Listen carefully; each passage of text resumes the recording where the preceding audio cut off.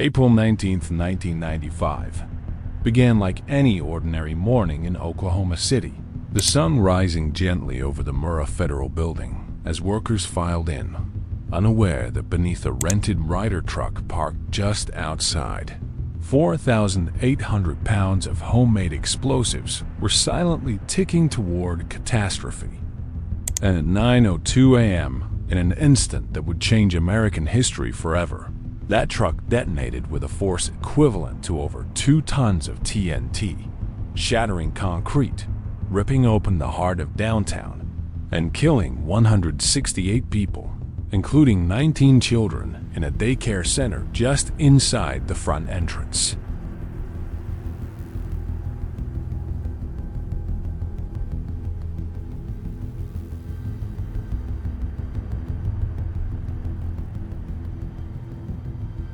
The blast left a crater 8 feet deep and 30 feet wide, shattered windows within a 17-block radius, and reduced 1/3 of the 9-story building to rubble as smoke, screams, and sirens merged into chaos, and first responders clawed through twisted metal to find survivors in what looked like a war zone in Middle America.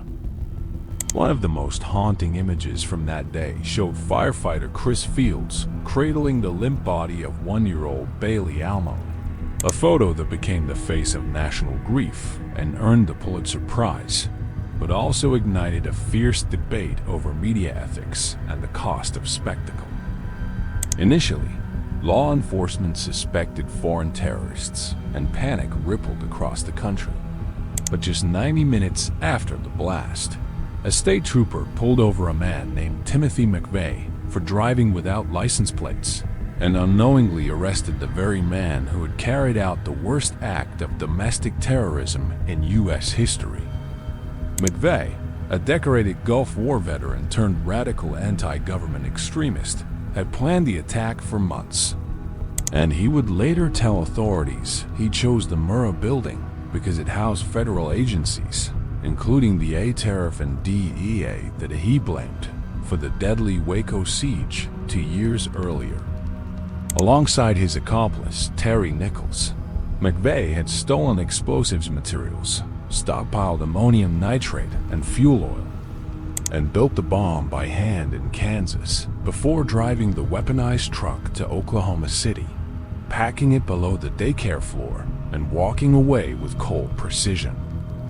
As the investigation unfolded, it became clear this was not just the work of a lone madman, but the product of a growing, dangerous network of anti-government militias and white supremacist groups, emboldened by events like Ruby Ridge and fueled by conspiracy-laced propaganda. When McVeigh's trial began in 1997, the evidence was overwhelming. Rental receipts, fingerprinted bomb components, and Nichols' cooperation all pointed squarely to his guilt. And though McVeigh showed no remorse, even calling the 19 dead children collateral damage, the jury unanimously sentenced him to death. But behind the headlines, haunting questions lingered. Why did no intelligence agency detect the plot, despite McVeigh's open militia ties? Why did Nichols receive only life in prison while many believe others, including unknown co-conspirators known as John Doe No. 2, were never apprehended? Some claimed that government informants had infiltrated McVeigh's circle and may have known more than they admitted, while others pointed to unusual FBI delays and missing surveillance tapes from nearby buildings, fueling suspicions of a deeper cover-up.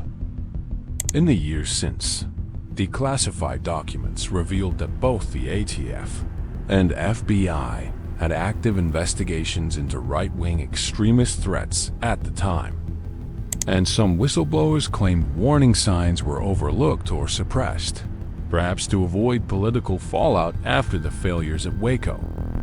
The Oklahoma City bombing didn't just leave a physical scar. It shifted the national psyche, marking the moment when domestic terror moved from fringe possibility to horrifying reality, long before 9/11s would redefine the threat landscape entirely. The blast site was eventually cleared, and in its place rose the Oklahoma City National Memorial, its haunting reflecting pool bookended by two gates marked 901 and 903, representing the innocence before and the forever changed after of that singular minute. 168 stone chairs, one for each victim, stand silently in rows across a field of empty space, with smaller chairs marking the lost children, their absence echoing louder than any explosion ever could. Today, McVeigh's name is mostly erased from public memory, executed by lethal injection in 2001. But the pain he caused and the questions he left behind remain etched in the American conscience. Survivors still tell their stories. Children who grew up without parents. Rescuers who suffer from long-term trauma. In many ways, Oklahoma City was a warning, a preview of threats that would grow in the shadows of extremism, and a reminder that even in a peaceful town on a quiet spring morning, horror can arrive without warning and reshape a nation in less than 1 minute.